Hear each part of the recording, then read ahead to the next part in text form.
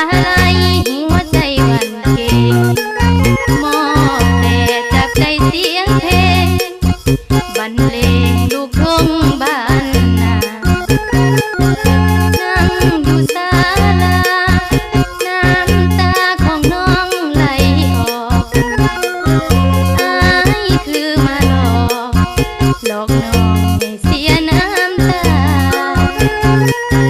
สวงเมื่อปีกายมีอายเคียงอยู่กัน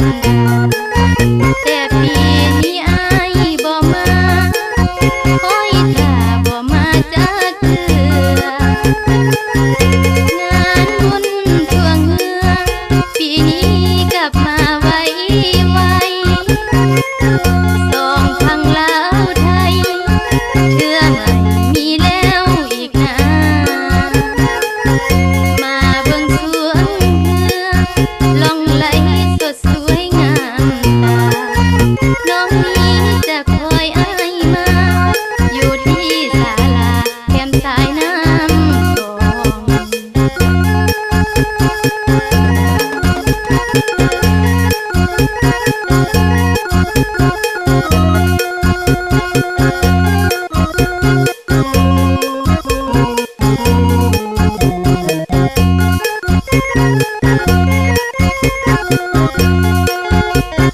ก